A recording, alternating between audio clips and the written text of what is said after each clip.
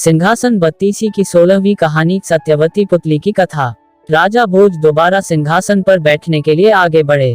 तभी 16वीं पुतली सत्यवती सिंहासन से बाहर आई और राजा भोज को गद्दी पर बैठने से रोकते हुए कहा, हे राजन, मैं आपको राजा विक्रमादित्य का एक किस्सा सुनाऊंगी।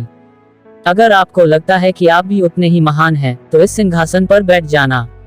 इतना कहकर 16वीं पुतली सत्यवती ने कहानी सुनाना शुरू किया। उज्जैन शहर में राजा विक्रमादित्य के शासन काल में उनके न्याय और महानता की चर्चा दूर दूर तक थी। राजा ने अपने बड़े बड़े फैसलों और सुझावों के लिए 9 लोगों की समिति बना रखी थी।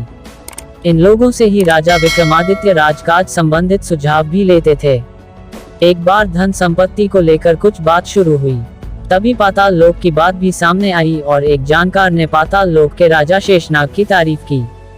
उन्होंने बताया कि उनके लोक में सारी सुख सुविधाएं हैं, क्योंकि वो भगवान विष्णु के खास सेवकों में से एक हैं।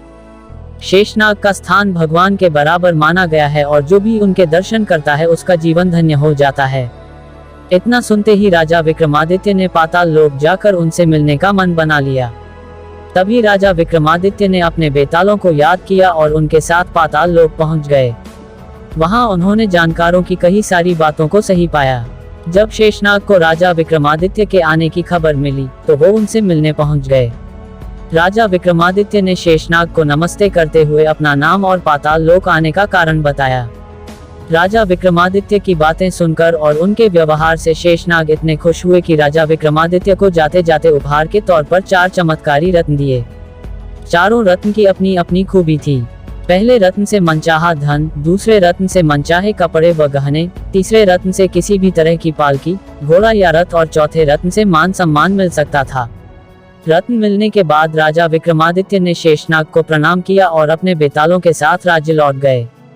चारों रत्न लेकर राजा विक्रमादित्य अपने राज्य में प्रवेश कर ही रहे थे कि रास्ते में उनकी मुलाकात एक ब्राह्मण से हुई। ब्राह्मण ने राजा से पाताल लोक की यात्रा के बारे में पूछा। राजा ने वहां हुई सारी बातें बता दी। सब कुछ जानने के बाद अचानक ब्राह्मण ने राजा से कहा कि आपकी हर सफलता में प्रजा का भी सहयोग होता है। ब्राह्मण की इस बात को सुनते ही राजा विक्रमादित्य उनके मन की बात को समझ गए और तुरंत उन्होंने ब्राह्मण को अपनी इच्छा से एक रत्न लेने को कहा। ये देखकर ब्राह्मण थोड़ी उलझन में पड़ गए और उन्होंने कहा कि वो अपने परिवार के हर सदस्य की राय लेने के बाद ही रत्न लेंगे। राजा विक्रमादित्य उनकी बात मान गए। फिर ब्राह्मण अपने घर पहुंचे और अपने परिवार में पत्नी, बेटे और बेटी को सारी बात बताई। तीनों ने ही 3 अलग अलग रत्न लेने की इच्छा जताई। ब्राह्मण की उलझन अब और बढ़ गई थी। परिवार वालों की बात सुनकर ब्राह्मण दोबारा राजा विक्रमादित्य के पास पहुंचे और उन्हें अपनी दुविधा बताई। ब्राह्मण की बात सुनते ही राजा विक्रमादित्य ने हंसते हुए ब्राह्मण को चारों रत्न उपहार के रूप में दे दिए।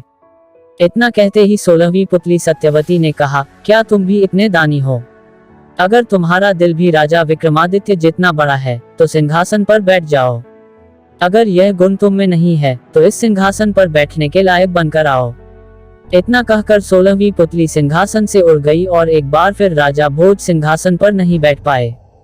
कहानी से सीख। सच्चा राजा, राजनेता या संचालक वही होता है जो धन दौलत का लालच न करते हुए अपनी प्रजा और अपने साथ कार्य करने वालों को प्राथमिकता दे।